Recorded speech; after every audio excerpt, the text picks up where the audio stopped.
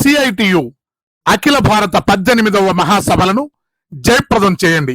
ప్రభుత్వ రంగాన్ని దెబ్బతీయడం అనేటటువంటిది విదేశీ స్వదేశీ కార్పొరేట్ల ఎజెండాలో వాళ్ళ లక్షణం.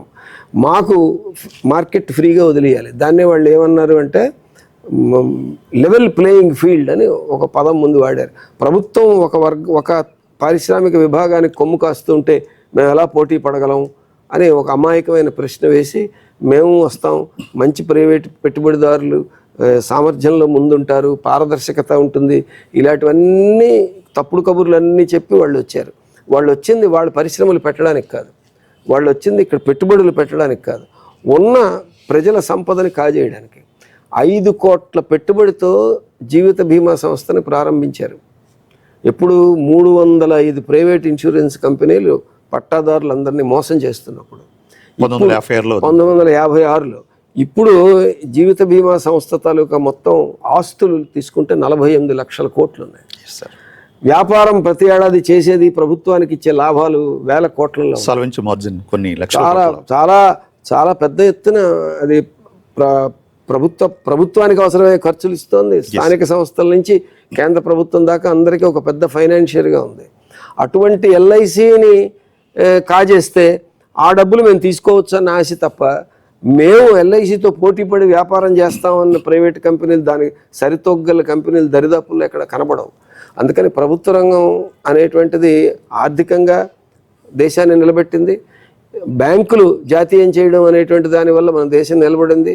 2008లో అమెరికాలో పెద్ద పెద్ద కంపెనీలు, మోర్గాన్ స్టాన్లే లాంటి కంపెనీలు తలకిందులు అయిపోయినప్పుడు కూడా భారతదేశం నిలబడింది అంటే ప్రభుత్వ రంగం వల్ల నిలబడింది. అంటే ఇది ఒక వెన్నెముక.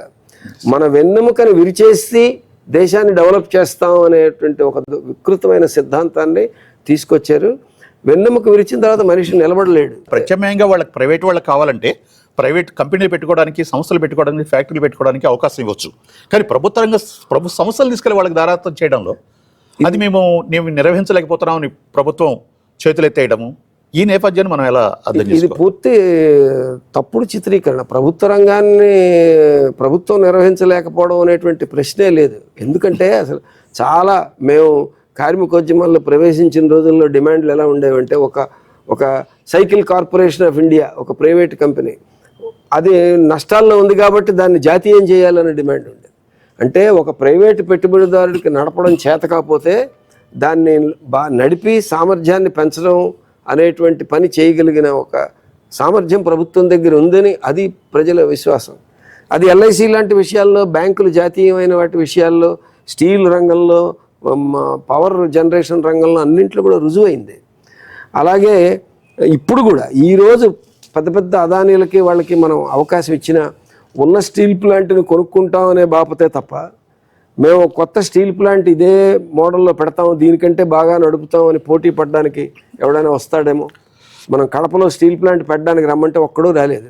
విశాఖపట్నం స్టీల్ ప్లాంట్ ప్రభుత్వ రంగంలో ఆల్రెడీ పెట్టి ఉన్నదాన్ని కాజేయడానికైతే వాళ్ళు సిద్ధంగా ఉన్నారు తప్ప, ఒక స్టీల్ ప్లాంట్ని పెట్టి దానికి అవసరమైన పెట్టుబడి అంతా, మదుపు అంతా పెట్టి ఒక 20 ఏళ్ల పాటు దాన్ని ఆ మదుపు అంతా పెట్టిన తర్వాత దాని మీద లాభం తెచ్చేదానికి వాళ్ళు సిద్ధంగా. పోరాడితే పోయేది ఏమీ లేదు, బానిస సంకెళ్ళు తప్ప.